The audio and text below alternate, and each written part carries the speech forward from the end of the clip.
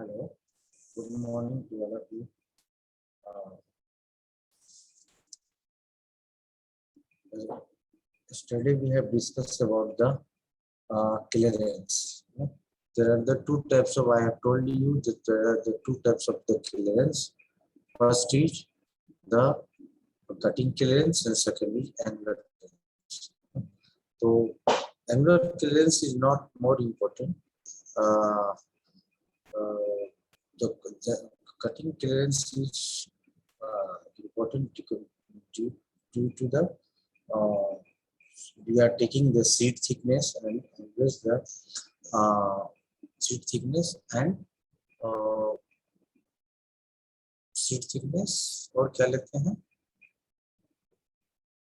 seed लेते हैं उसमें है ना और types of seed which type of seed is there so here we have taken the two parameters seed thickness and the types of seed so now the first is how to perform the seat when you are doing some load if you are penetrating the load by the punch how the perform the seat what type of forces perform in the seat you can see the if you give the force by the punch on the seat there will be the compressive stress that develop under the seat the upper portion develop under the seat which is connected with the punch that will be under compressive stress the compressive stress and now the rest of the seat is under tensile stress matlab the arrow, if you give the arrow on the sheet metal the arrow will go inside because of the force compressive force given by the punch on the stock material so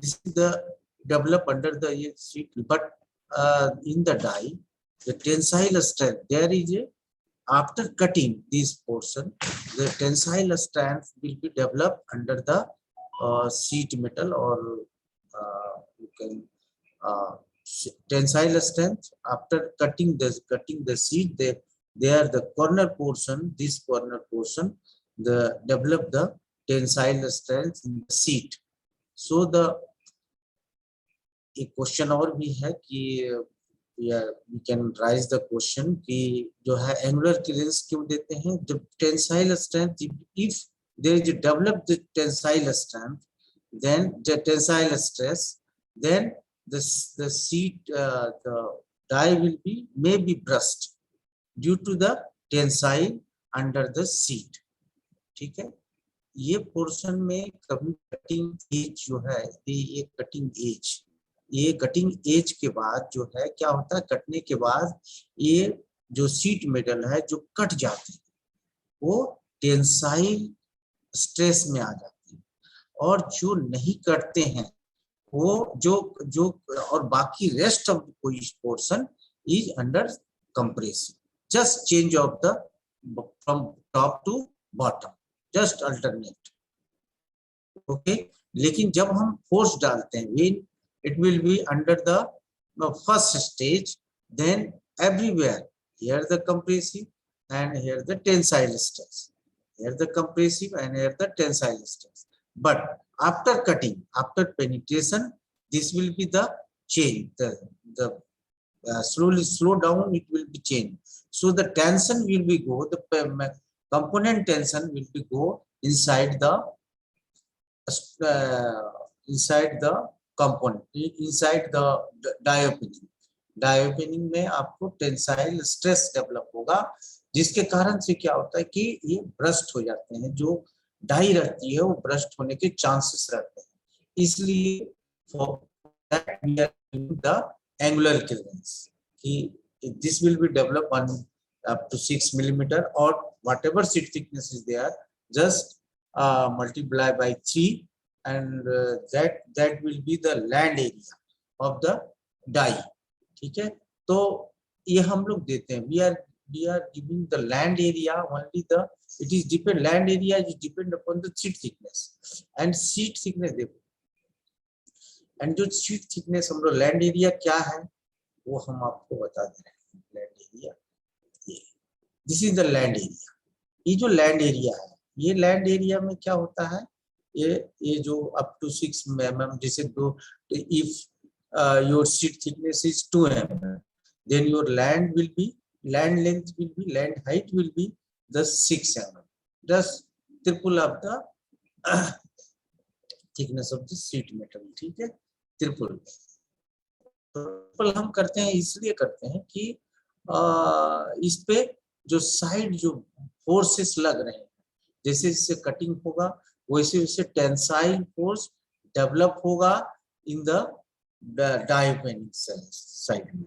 तो इसलिए हम लोग कभी भी जो है ये चीज देख लें कि लैंड एरिया ज्यादा नहीं होना चाहिए, कितना, और ये जो पंचेज है, ये पंच जो है ये कितना जाएगा, up to the 1 mm, 1 mm नहीं, if your sheet is 2 mm then it will be go the 2 mm down from the top of the die, die से आपको 2 mm नीचे जाएगा, और रेस्ट ऑफ द ये द 2 कंपोनेंट बच जाते हैं। फिर आपको दो, अगर 2 मिलीमीटर की शीट है तो there will be only the 2 component. तो जो टेंसाइल डेवलप होगा, टेंसाइल स्ट्रेस जो डेवलप होगा वो 2 कंपोनेंट का डेवलप होगा। ये जो आपका लैंड एरिया है इसमें जो है सो टेंसाइल स्ट्रेस आपको 2 कंपोनेंट के डेवलप होंगे। तो यहाँ पे क्या है, तो डेवलप जो टेंसाइल स्ट्रेस डेवलप होता है उसके कारण से ये ब्रस्ट कर सकता है डाई। तो कभी कभी आप देखे होंगे कि 1 कंपोनेंट या 2 कंपोनेंट या जो 3 कंपोनेंट जो भी है, number of component is more here than it will be, may be it will be burst, ठीक है। ये जो है डिपेंड, तब हम लोग क्या करते हैं कैलकुलेशन में, फिर हम लोग देते हैं कि हाँ कितना हम लोग लैंड एरिया, क्योंकि लैंड एरिया में जितना कम कंपोनेंट हो उतना अच्छा है। लेकिन अगर आप देखें तो लैंड एरिया में अगर कंपोनेंट कम होगा तो नेचुरली जो है सो आपको डाई लाइफ कम होगी, क्योंकि आप बार बार उसको ब्लंट करेगा, आप रिमूव करोगे। तो आप मान लीजिए कि अगर 0.5 का रेडियस आ गया डाई में, आपने 0.5 रिमूव कर दिया, तो how many times you will remove the up to the 6 mm, ये आपको कैलकुलेशन करना है। और करना क्या है कि जैसे मान लीजिए आपने 1 mm का जैसे 2 mm की सीट ले लिया हमने, 2 mm को कट करने के बाद जो है आपको जो लैंड एरिया है वो आपको इंक्रीज आप करेंगे तो नंबर ऑफ कंपोनेंट आपका बढ़ता जाएगा और वहां पे टेंसाइल डेवलप होगा। मींस इस जगह पे वो डाई ओपनिंग साइड में वो टेंसाइल डेवलप होगा। तो जो एंगुलर क्लियरेंस रहता है, तो ये टेंसाइल जो डेवलप हो रहा है सीट में डेवलप होगा नेचुरली, डाई के डाई ओपनिंग साइड में इफेक्ट करेगा। जब इफेक्ट करेगा तो क्या होगा इसमें कि ये चांसेस रहेंगे कि आपको, और जितना कम से कम कंपोनेंट रहेगा उतना जो है सो स्ट्रेसेस डेवलप कम करेंगे, टेंसाइल स्ट्रेस डेवलप कम करेंगे। तो इसीलिए हम लोग इस चीज का ध्यान रखते हैं कि आपका जो है नंबर ऑफ कंपोनेंट जितने कम हो उतना अच्छा है, और number of component die life फिर बढ़ती है, उससे डाई लाइफ घटती नहीं है, बढ़ती है।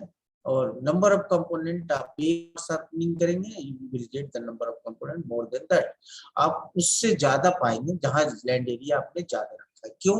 क्योंकि आपको रिलीज हो रहा है, तो टेंसाइल स्ट्रेस रिलीज हो रहे हैं। क्यों? कहाँ पे? ये एंगुलर क्लियरेंस में। इसलिए एंगुलर क्लियरेंस और कंप्रेसिव एंगुलर क्लियरेंस और कटिंग क्लियरेंस को ध्यान में रखा गया है। नाउ द क्वेश्चन इज, कल क्वेश्चन किया था कि what is the actual formula of the clearance. ठीक है, तो व्हाट एक्चुअल फार्मूला क्या है क्लियरेंस का? क्लियरेंस का एक्चुअल फार्मूला है आपका, जिसको डिनोटेड आप CY2 से करते हैं, है ना? क्लियरेंस का CY2 से आप डिनोट करते हैं। CY2 से जब डिनोट करते हैं आप, तो उसका जो फार्मूला होता है 0.01, ठीक है, 0.01 इंटू सीट थिकनेस, है ना, into sheet thickness into root over, उसके अंदर में रूट ओवर के अंदर में हो जाएगा आपको शियर स्ट्रेस। ठीक है, शियर वो किस चीज में होगा? सर केजी पर एमएम। सर इस पे मतलब लिख के बता सकते हैं क्या सर? लिख के बता सकते हैं। चलिए, मैं शेयर, दूसरे फार्मूला है आपका दिया हुआ है। इसमें सर ये शेयर स्क्रीन पे रहता है व्हाइट बोर्ड से बता सकते हैं।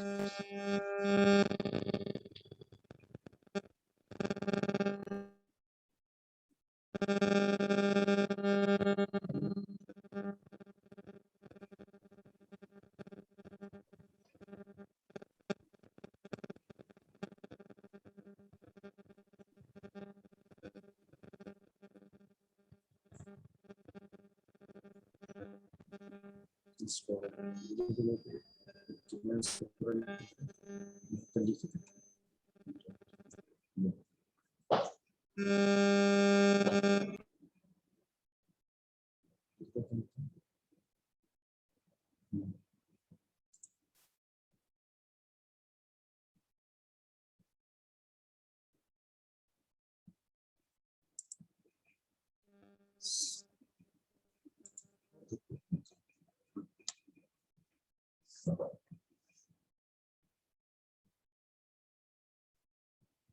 Zero point zero one into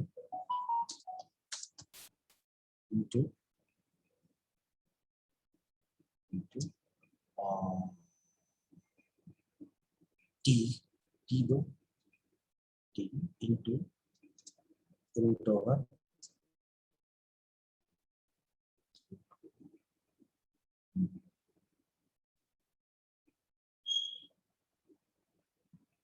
ये चाहिए।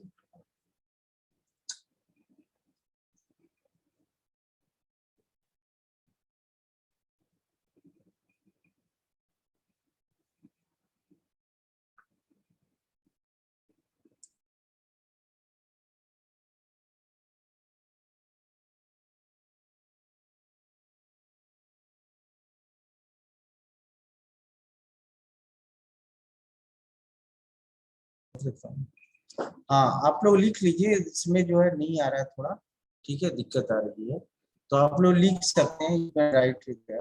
तो 0.01 into sheet thickness into root over shear stress in KG पर एमएम स्क्वायर, है ना, पर एमएम स्क्वायर। अब शियर स्ट्रेस आती है कि shear stress, how you can define the shear stress.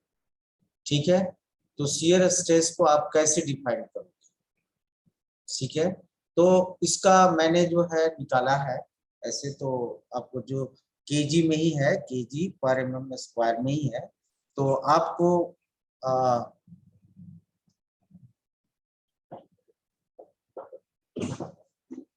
एक मिनट, उसका कुछ कैलकुलेशन है, कैलकुलेशन नहीं है, जस्ट राइट आप कर लोगे, कोई दिक्कत नहीं है। ये CY2 आना चाहिए, नहीं आया आपके इसमें।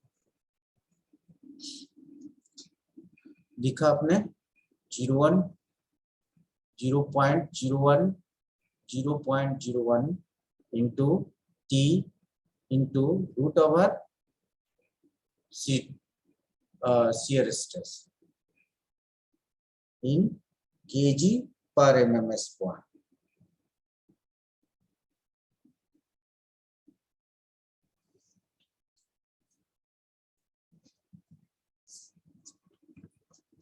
ठीक है, अब शियर स्ट्रेस किसका किसका कितना है ये आपको मैं बता रहा हूँ। Mile steel, soft mile steel है उसका 25 रखेंगे और 25 और ये जो है आपको केजी पर स्क्वायर में रहेगा, ठीक है। एंड 36 रखेंगे हार्ड स्टील के स्टेनलेस स्टील के लिए, ठीक है। स्टेनलेस स्टील के लिए 36 एंड 49 हार्ड स्टील के लिए। Hello, hello, good afternoon sir, Ankit बोल रहा हूँ। 49 हार्ड स्टील के लिए, ठीक है। 16 ब्रास के लिए, 16 ब्रास के लिए एंड 36 ये जो है ब्रास हार्ड, जो ब्रास हार्ड है उसके लिए 36। नाउ 80 to 90 ये रखेंगे आप एल्युमिनियम के लिए, ठीक है। तो आप इसको इस फार्मूला पर सेट करेंगे। आपको जो दिया हुआ है आपका इसमें जहां भी क्लियरेंस दिया हुआ है कि मेटल का इतना थिकनेस होगा, आपको मैच करेगा जो भी है। आप ये कैलकुलेशन में लगाओ, आपको मैच करेगा उससे, ठीक है। ये हम जो है उसी के अनुसार से रखे हैं।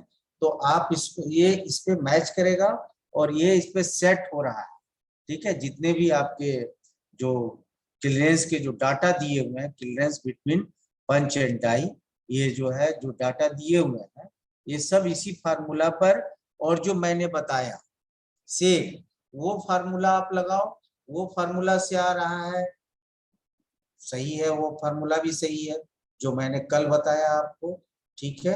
और जो आज बता रहा हूँ ये फार्मूला पर भी लगाओगे तो वही आएगा। आप जितने भी हैं ये हमारे कैलकुलेटेड ये हैं, हमने टेस्टिंग करके कुछ ये किया है, इसीलिए हम आपको बता रहे हैं कि ये इतना इतना आएगा, ठीक है। तो आप उसको इस फार्मूला पर सेट करें। इस फार्मूला पर सेट करने के बाद you will get the perfect clearance जो आपके डाटा में दिया हुआ है, ठीक है। उसको डाटा ढूंढने की जरूरत नहीं है। आप बोल रहे हो फार्मूला, फार्मूला हर एक बुक में है। आपको फार्मूला जो है CY2 का formula 0.01 into sheet thickness into root over shear stress, ये हर एक इसमें है, ऐसा नहीं कि नहीं है। आप इस फार्मूला पर सेट करो। ये शियर स्ट्रेस की कमी थी, डाटा आपको शियर स्ट्रेस का नहीं था, आप शियर स्ट्रेस का डाटा रखो, जो हमने बताया वो डाटा रखोगे, आपको जो है वही मिलेगा जो आपको दिया हुआ है आपके बुक में, ठीक है। तो आप तो अगर जरूरत होगा तो मैं, हाँ हेलो, थंब रूल जो है मतलब C/2 है सर, क्या है? क्या चीज? CY2 इज ए क्लियरेंस पर साइड, इसका जो क्लियरेंस है वो पर साइड होगा। तो फार्मूले से भी जो निकालेंगे सर तो इतना ही आएगा। हाँ हाँ, उतना ही आएगा।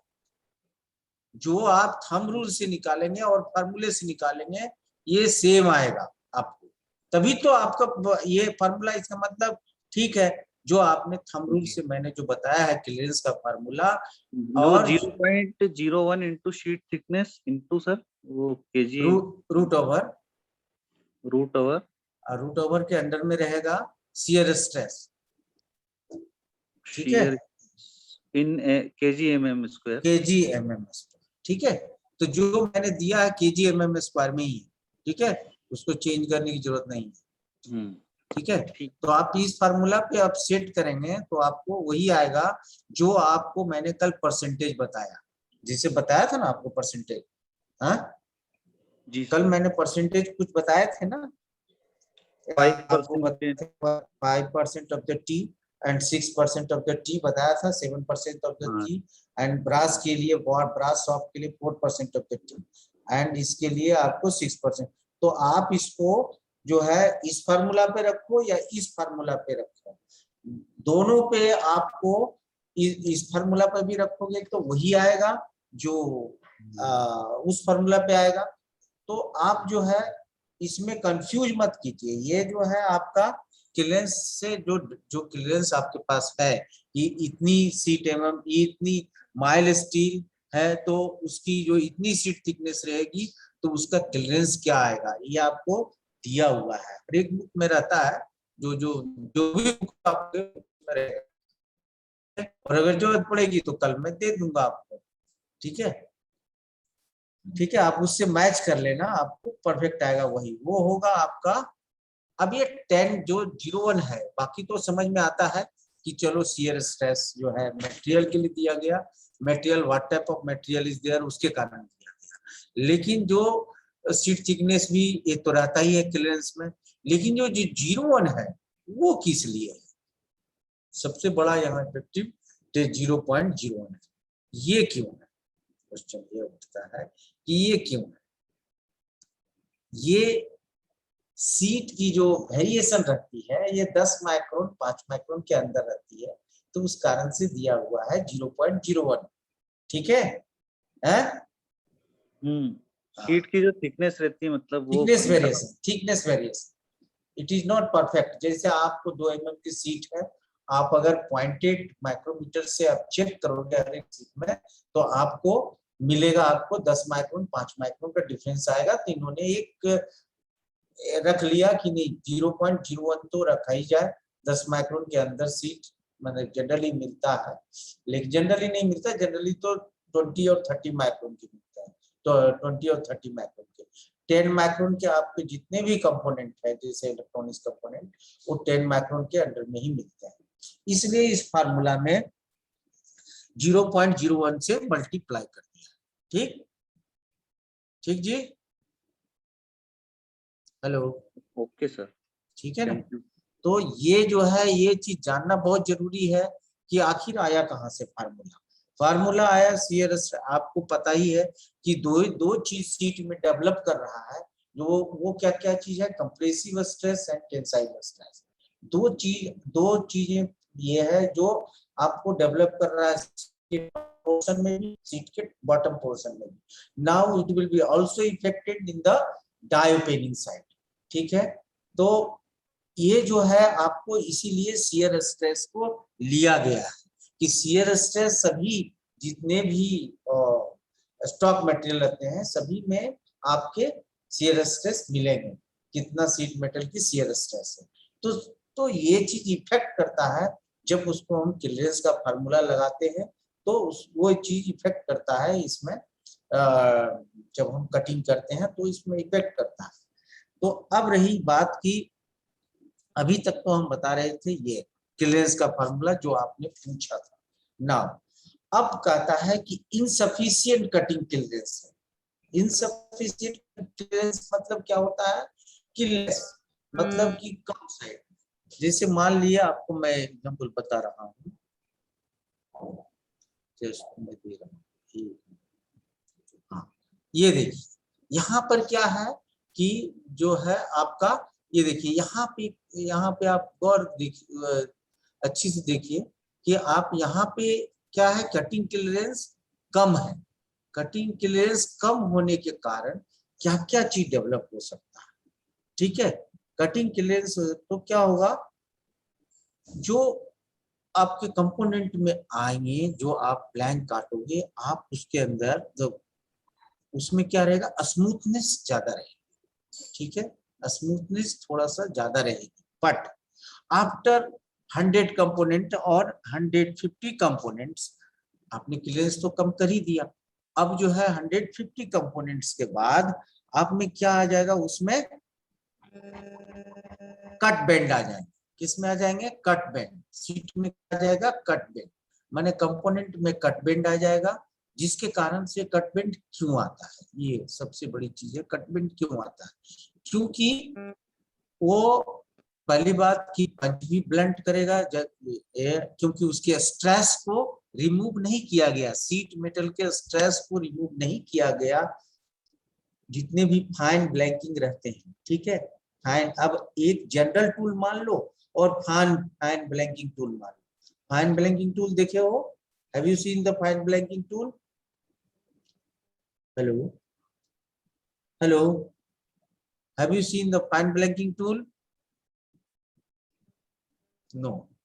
जब No, आप नो, तो ये फाइन ब्लैंकिंग टूल जो रहते हैं एक स्पेशल टाइप ऑफ टूल रहते हैं जिसमें कि कटिंग क्लियरेंस बहुत कम रहता है। ठीक है, कटिंग क्लियरेंस कम रहता है, उसके जो सीट के जो ये रहते हैं वो शियर बोलते हैं, वो कम स्ट्रेस ले लो और ये टेंसाइल स्ट्रेस ले लो, ये टोटल रिमूव कर देता है, ये पहले रिमूव कर देता है, देन आपको प्रेशर देगा। पंच तभी प्रेशर देगा जब आपका ये चीज टेंसाइल स्ट्रेस और कंप्रेसिव फोर्स तो कंटिन्यू काम करता है, लेकिन कंप्रेसिव फोर्स कंटिन्यू काम करने की वजह से ये जो है टेंसाइल में फिर नहीं आता, ठीक है, क्योंकि टेंसाइल ऑलरेडी इसमें डेवलप और उसको रिमूव किया जाता है। रिमूव कैसे करते हैं कि आप कोई भी या कोई भी चीज ब्लैंक काटना है तो उसके चारों साइड में आपको भी या यू शेप का दे देगा, जिससे कि आपको टेंशन, उसके सीट के जो टेंशन है वो खत्म हो जाएगी। और इसीलिए फाइन ब्लैंकिंग टूल का होना जरूरी है। मान लिया आपने क्लियरेंस कम दिया है तो, और अगर क्लियरेंस कम दिया है तो अगर ऐसे टूल बना रहे हैं तो आपको वहां पे सीट मेटल जो कटिंग एज है उसमें कट बेंड आएगा, और कट बेंड आपको दिखाया भी गया है फोटो में, ये देखिए, this is the cut bend on the stock material as well as after 100 component the cut bend may be the in the margin, ठीक है, मार्जिन में भी आ सकता है कट बेंड, ठीक है। मार्जिन किसको कहते हैं, डाई में जो रहता है straight portion that is the margin, उसमें भी आपको कट बेंड आ सकता है, क्योंकि बार बार अगर कट बेंड सीट में आता है then it will be effect on the die opening side, ठीक है, डाई ओपनिंग साइड में इफेक्ट करेगा, और जिसकी वजह से क्या होगा कि उसमें स्क्रैच मार्क आएंगे। तो स्क्रैच मार्क आने का मतलब है कि डाई डैमेज करना, ठीक है। तो पहली बात की, और अगर फर्दर क्लियरेंस को कम किए तो कट बैंड एक जगह, अभी तो यहाँ पे एक जगह डेवलप हुआ, कहीं फिर जो है सो और कम क्लियरेंस को और कम कर दिए तो कट बैंड जो है बढ़ जाता है, 2 और 3 और 4 नंबर ऑफ जितना बढ़ सके वो जो है, आप जितना कम करेंगे उतना आपका बढ़ जाएगा कट बैंड। जहां कट बैंड बढ़ेगा देन जो है डाई लाइफ डिक्रीज कर जाएगा, डाई लाइफ डिक्रीज कर जाएगा, जिसकी वजह कहता है कि उसको आप प्रॉपर क्लियरेंस दीजिए, ठीक है। तो क्लियरेंस का मैंने इसीलिए 2 फार्मूला आपको बताया, 2 फार्मूला बताया, दोनों में जो सेट होता है आप उसका यूज कर,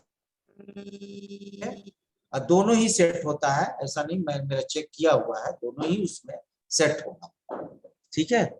तो और दूसरी चीज, अगर क्लियरेंस को कम किया और क्या हो सकता है, आप थोड़ी सी जो है प्रैक्टिकल में जाएंगे तो क्या होगा, जो स्टिपिंग एंगल रहता है, stripper angle between the punch and die, stripper angle between punch and die, ठीक है, इट विल बी इंक्रीज। जैसे जैसे आप क्लियरेंस की तरफ बढ़ते जाएंगे वैसे वैसे क्या होगा, ये गैप पंच और डाई जब ये होगा तो उसके बीच जो है आपको स्टिपिंग एंगल बनता है, ठीक है। स्टिपिंग एंगल जब आप किसी स्टॉक मटेरियल में आप उसको फोर्स डालेंगे तो इसके बीच में एक गैप बनेगा जिसको कहते हैं स्टिपिंग एंगल, ठीक है, स्टिपर एंगल या स्टिपिंग एंगल भी बोलते हैं उसको।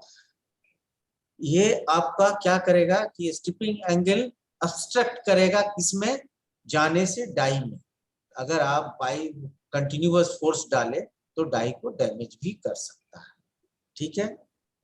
तो ये आता है आपका मिनिमम, जो इनसफिशिएंट कटिंग क्लियरेंस देने से क्या क्या इफेक्ट डाई में आ सकता है, पंच में आ सकता है, डाई में आ सकता है। पंच का क्या होगा, पंच में रेडियस डेवलप हो जाएगा, पंच में कटिंग जो पोर्शन है, फर्स्ट जो bottom portion of the punch will be under the radius, ठीक है, क्या होगा, रेडियस में हो जाएगा। अब उसको क्योंकि बार बार कटिंग करने से क्या होगा कि आपका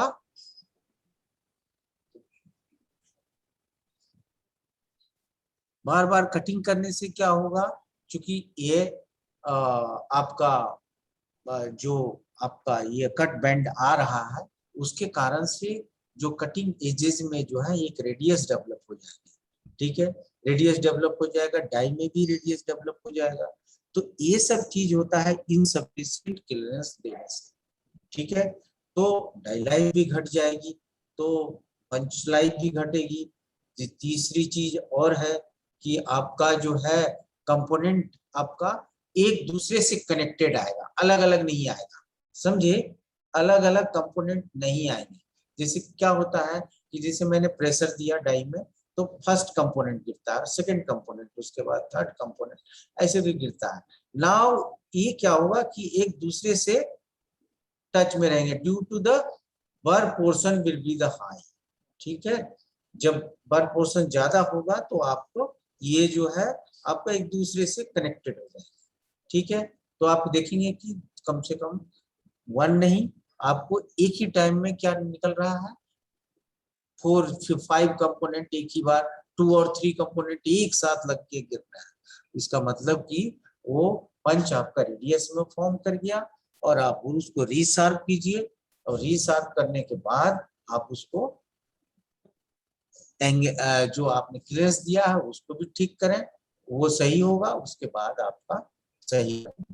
ठीक है, तो तीसरा आता है ऑप्टिमम क्लियरेंस। ऑप्टिमम क्लियरेंस आपने इंक्रीज कर दिया, थोड़ा सा जो था आपका जो क्लियरेंस एग्जैक्ट चाहिए उससे आप थोड़ा सा इंक्रीज कर दिए, मतलब कि लिटिल बिट, मतलब कह सकते हैं आप 0.5 इंक्रीज कर दिए पर साइड अगर 0.5 इंक्रीज कर दिए तो आपका क्या हो सकता है।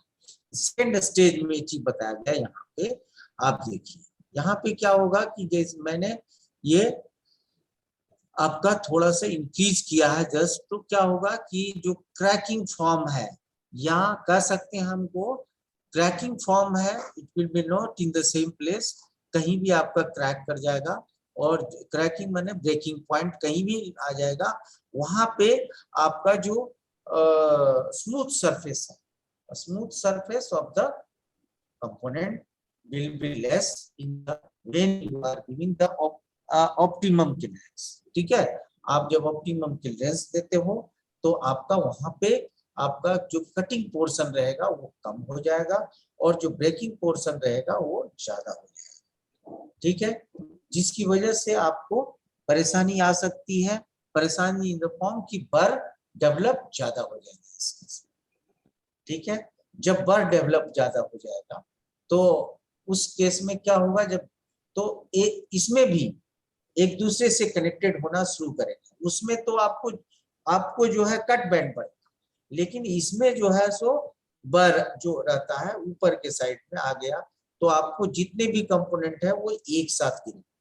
तो इस चीज का ध्यान देंगे आप, ये ऑप्टिमम क्लियरेंस में होता है। एक होता है एक्सेसिव कटिंग क्लियरेंस। एक्सेसिव मतलब बहुत ज्यादा दे दिया आप इतना दे दिए तो क्या होगा, शुरू से ही वो फ्रैक्चर होना शुरू करेगा। ठीक है, थर्ड स्टेज में डायरेक्ट थर्ड स्टेज में आ जाएगा। आप देखेंगे कि तीसरा जो है आपका ये पोर्शन आपका डायरेक्ट थोड़ा सा जस्ट आपको 1 mm या कह सकते हैं 0.2 0.3 आपको पेनिट्रेशन होगा। आफ्टर 0.1 0.3 ये जो है आपको फ्रैक्चर होना शुरू करेगा। तो जितना ज्यादा क्लियरेंस रहेगा फ्रैक्चर उतना जल्दी होगा, और जो smooth point of the seat will be very very less. ठीक है, smooth point of the component is very very less, will be very very less. Now ये जो है आपको फिर आता है, आपको मैंने ये भी बताया था, ये नहीं बताया था आपको कि क्लियरेंस हम देते कैसे, ब्लैंकिंग के केस में और पियर्सिंग के केस में। ब्लैंकिंग के केस में हम क्लियरेंस किस में देते हैं, डाई में नहीं, पंच में। ठीक है, जब हम किसी चीज को ब्लैंक काट रहे होते हैं तो हम किस में देते हैं, आपको ये देखिए, आपको यहाँ क्लियर बताया गया है, ये देखिए आपका। ठीक है, यहाँ पे क्या है कि हमने ब्लैंकिंग भी किया है, पियर्सिंग भी किया है। अब क्या होता है कि आप जब ब्लैंकिंग करेंगे तो तब क्या होगा, डाई की साइज जो रहेगा वो the die size will be the same. ठीक है, जो आपको ब्लैंक काटना है वही रहेगा, ठीक है, क्लियरेंस कहाँ चले जाएंगे, पंच में। ठीक है, जो लिखा हुआ पुट द ब्लैंक, ठीक है, यहाँ लिखा हुआ diameter should be in the punch, ठीक है। तो इसमें लिखा हुआ है but it is not clear, clear कल मैं आपको दे दूंगा, ठीक है। तो ब्लैंकिंग के केस में क्या होता है कि जो कंपोनेंट की साइज है, जो भी ब्लैंक की साइज है, whatever blank size is there, the same parameter, the same parameter under the die section, ठीक है। डाई सेक्शन में सेम पैरामीटर रहते हैं। Now the clearance will go inside the punch, punch में चला जाएगा आपका क्लियरेंस, पंच में जाएगा क्लियरेंस। आपको पता ही है कि क्लियरेंस कितना होना चाहिए, उतना ही जितना कि पर साइड में, ठीक है। तब आपको जो ये अगर चीज लगाएंगे कि आपका जो ब्लैंकिंग अगर करना हो तो आप जो है डाई साइज को वही रखेंगे जो आपकी ब्लैंक साइज डिमांड कर रही है। मतलब कि पैरामीटर मतलब साइज सपोज मान लीजिए 20 है, ठीक है, 20 साइज है। अब 20 साइज में क्या होगा, 20 साइज का डाया है, 20 साइज हम काटना चाहते हैं, तो 20 साइज में आपको क्या करना पड़ेगा, डाई को सेम रखना पड़ेगा, डाई को, डाई साइज जो है, die opening side will be the 20। Now the clearance will go inside the punch, punch में कैसे चला जाएगा, जो आपका क्लियरेंस आया उसको 2 से multiply, if it is round then आप 2 से मल्टीप्लाई कर दीजिए, उसको आप जो है जो ब्लैंक साइज है उससे आप माइनस कर दीजिए, वो आपको पंच की साइज बचे, ठीक है।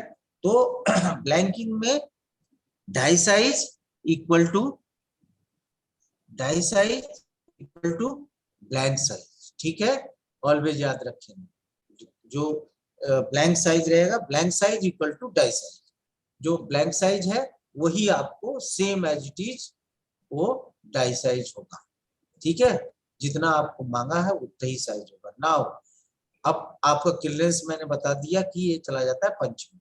नाउ पियर्सिंग में क्या होता है, पियर्सिंग में आपका जो पंच, जो होल साइज है आपका, वो होल साइज आपका पंच का जो साइज रहेगा, hole size equal to punch size, ठीक है, hole size equal to punch size.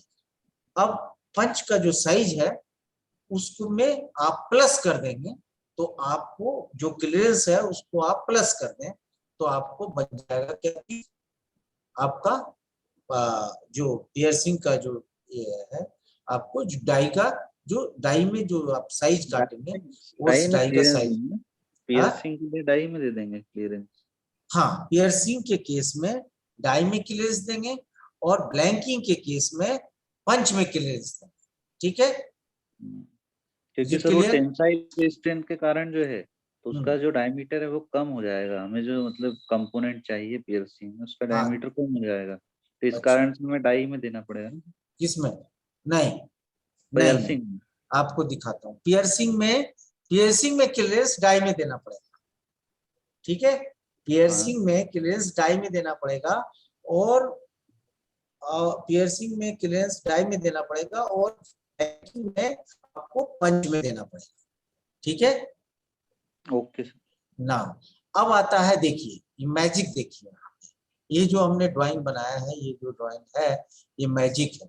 क्यों, क्योंकि देखिए अभी आपको ये यहाँ से मैंने इस पोर्शन से मैंने सीट को काटा, देखिए इस पोर्शन से मैंने सीट को काटा तो ऊपर का देखिए सरफेस स्मूथ है ना, जो व्हाइट सरफेस नजर आ रही है स्मूथ है। नाउ इसका जो नीचे का जो पोर्शन है, नीचे का पोर्शन क्या है आपका, फ्रैक्चर में, फ्रैक्चर मतलब कि there is no accurate dimension, ठीक है। तो आपका जो भी 5% या 10% में होता हो फ्रैक्चर, तो अगर 20%, 5% तो बहुत अच्छा है, लेकिन अगर 20, 25 या 30% होता है तो ये जो है थोड़ा सा परेशानी की बात है, ठीक है। तो आप देखिए यहाँ पे कि आपका जो है ये यहाँ पे डार्क से डिसाइड किया गया है, डार्क से जो डिसाइड किया गया वो फ्रैक्चर है, ठीक है। तो ये होता है पियर्सिंग के केस में। जब आप पियर्सिंग कर रहे होते हैं तो जो ऊपर वाला जो है portion, that will be the smooth surface. ठीक है। इसी का आप उल्टा आ जाए, ये स्लग। ठीक है, ये स्लग है। अब स्लग में क्या होता है कि जो ऊपर का पोर्शन है वो क्या है, आपको क्या चीज है, ऊपर का पोर्शन आपको क्रैक फॉर्म में है, और कह सकते हैं आपको फ्रैक्चर हुआ है, ऊपर का फॉर्म फ्रैक्चर हुआ है, और नीचे जो है सो आपको स्मूथ सरफेस नजर आ रहा है, आ रहा है यहाँ पे। लेकिन ये क्या है, स्लग है। ये उसके लिए कंपोनेंट आप जो है ये आप यूजलेस है, ये आप इसका यूज नहीं कर रहे हैं, यूज आप इसका कर रहे हैं। ठीक है, पियर्सिंग के केस में आप इसका यूज कर रहे हैं, जो ऊपर वाले पोर्शन है इसका यूज कर रहे हैं, और ये जो आपको स्क्रैप में के अंडर में आया। तो जो यहाँ पर जो दिखाया गया आपको पियर्सिंग में क्या होता है कि जब हम पियर्सिंग करते हैं तो ऊपर का सरफेस आपको स्मूथ आएगा, और नीचे का सरफेस आपका क्या आएगा, नीचे का सरफेस आपको बर, या कह सकते हैं आप कि ब्लेंड आ जाएगा, बेंड आ जाएगा, है ना। बेंड उसको नहीं कह सकते हैं, क्रैक फॉर्म में आएगा। ठीक है, क्रैक फॉर्म बोलिए, बेंड नहीं बोलिए, क्रैक फॉर्म में आएगा। ठीक है। अब देखिए वही चीज आप ब्लैंक के केस में क्या है, जब आप ब्लैंकिंग काटते हैं, ये देखिए यहाँ पे ये ब्लैंक है ना। तो ब्लैंक के केस में जो है आपको ऊपर का पोर्शन देखिए, है ना, ऊपर का पोर्शन। क्यों? क्योंकि ऊपर का पोर्शन हमारा क्या है, पंच है। ऊपर क्या लगा हुआ है, पंच, है ना, ऊपर लगा हुआ है पंच, और पंच के कारण क्या हुआ, ये आपका इधर क्लियरेंस किधर जाएगा, ऊपर की तरफ। ठीक है, क्लियरेंस कहाँ जाएगा, पंच की साइड में, माने ऊपर की तरफ। ठीक है, तो पंच के जिधर क्लियरेंस रहेगा उधर क्रैक फॉर्मेशन। ठीक है, जिधर क्लियरेंस नहीं रहेगा उधर स्मूथ फॉर्मेशन रहेगा। ठीक है, तो आप इसके द्वारा आप देखिए मैजिक दोनों का, आपको जस्ट इसके उल्टा आपको इसमें मिलेगा, इसमें मिलेगा। जस्ट उल्टा इसलिए कि हम इसका यूज कर रहे हैं। ठीक है, यूज ये चीज है। इसमें हमने क्या किया, जो पंच साइज रखा है वही मैंने, जो पंच साइज रखा है वही होल की साइज है। ठीक है, जो पंच की साइज है वही होल की साइज है, इसीलिए यहाँ पर स्मूथ सरफेस आया, और नीचे जो है सो क्रैक फॉर्म में आया। ठीक है, और फ्रैक्चर फॉर्म में आया। और यहाँ पे क्या है कि हमने ऊपर रखा है पंच को, जिसमें क्लियरेंस दिया वो नीचे है। ठीक है, जिसमें क्लियरेंस दिया वो ऊपर है, और जिसमें क्लियरेंस नहीं दिया वो नीचे है। इसीलिए यहाँ का जो ये है पोर्शन, देखिए आप यहाँ पे आपका नीचे वाला स्मूथ सरफेस, ऊपर वाला पोर्शन जो है जो डार्क में है, ये आपको क्रैक वाला पोर्शन है। तो जो क्रैक पोर्शन है, जैसे मान लिए कि पियर्सिंग के केस आप जो है, जब आप पियर्सिंग करते हैं तो पियर्सिंग के केस में बोला भी जाता है कि जो पंच साइज है आपको वो होल साइज आएगा। और क्योंकि इसलिए कि आप अगर क्रैक में अगर आप चेक करेंगे, क्रैक जहां से हुआ है उस पोर्शन को आप चेक करेंगे तो आपको बताएगा डायमेंशन विल बी मोर। ठीक है, ज्यादा है, और जहां पे स्मूथ सरफेस है वहां पे डायमेंशन कम है। कम मतलब कि जो एग्जैक्ट हमको चाहिए वहां वो है। और तो इसीलिए इसका यूज किया जाता है कि आपको जो पियर्सिंग में है वो पंच साइज रहेगा, और जो ब्लैंकिंग में है वो आपको डाई साइज के बराबर है। ठीक है, तो ये इसमें जस्ट ये आप देखेंगे जस्ट उल्टा है। देखिए आप इसको, इस पोर्शन को आप देखें और इस पोर्शन को देखें। यहाँ देखिए नीचे क्रैक फॉर्म हो रहा है, यहाँ ऊपर क्रैक फॉर्म हो रहा है। ठीक है, ये चीज मैं फिर आपसे पूछूंगा कि प्रोग्रेसिव में क्या होता है, फिर आप परेशानी में होगा। ठीक है, प्रोग्रेसिव में क्या होता है और इसमें क्या होता है, तो आपको इजीली इससे, ये मैं इसलिए बता रहा हूं कि इससे आपको ये पता चलेगा कि ये किस टूल में बना है। ठीक है, किस टूल में।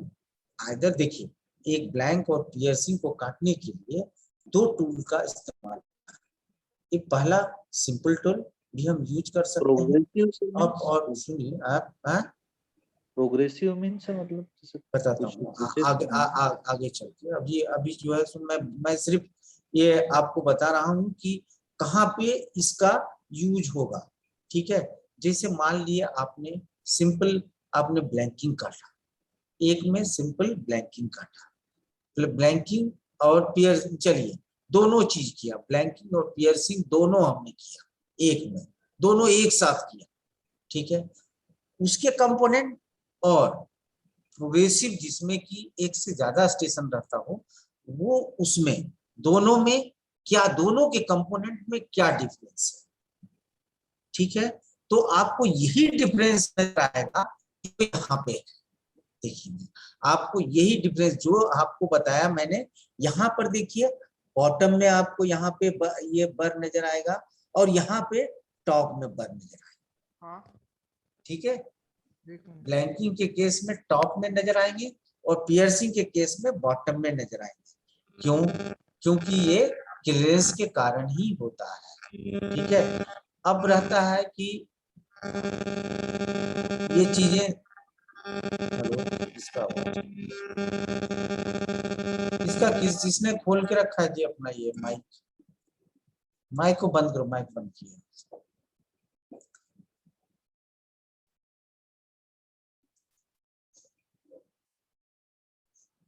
अब आपका पियर्सिंग हो गया। अब कहेंगे कि ये तो आपका क्लियरेंस का एरिया हुआ कि आपको क्लियरेंस किसमें देना है, किस केस में ब्लैंकिंग काट रहे हैं, पियर्सिंग काट रहे हैं, तो आपको क्लियरेंस कहाँ कहाँ देना है। क्योंकि आपको एक से ज्यादा अगर ऑपरेशन फॉर्म करना है एक ही स्टेशन पे, तो ये आपको डिसाइड करना पड़ेगा कि which is slag and which is the component. ठीक है, स्लग कौन सा होगा और कंपोनेंट कौन सा, तो इस चीज को आपको सेलेक्ट करना होगा जहां पे नंबर ऑफ ऑपरेशन बढ़ जाते हैं। ठीक है, से आप सारे चीज डिजाइन करेंगे और तभी परफेक्ट में आएंगे कि हाँ ये हम डिजाइन हम ऐसे कर सकते हैं। ठीक है, और कोई question sir? if we are made washer, then okay. we have used to the progressive die, ना सर? प्रोग्रेसिव, ठीक है, तो हाँ उसका क्लियरेंस सर दोनों निकालना पड़ेगा अलग अलग, पियर्सिंग का भी और उसका भी।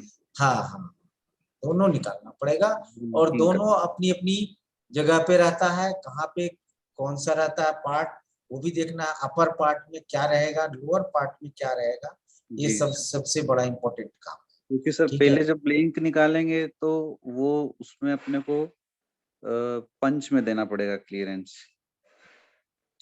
ब्लैंक निकालेंगे फिर उसके बाद जब बीच का उसका पंच, मैंने ब्लैंकिंग का पंच, फिर सेकंड में उसके बीच का जो होल जो रहेगा इंटरनल डायमीटर, उसके लिए फिर डाई में देना पड़ेगा। हाँ कोई जरूरी नहीं है कि आपका पियर्सिंग ही हो, और भी कुछ ऑपरेशन हो सकता है, और भी तो ऑपरेशन हो सकते हैं, जैसे स्क्वायर में हो सकता है सर, नहीं स्क्वायर में भी हो सकता है, वो पियर्सिंग ही नहीं, स्क्वायर में भी हो सकता है,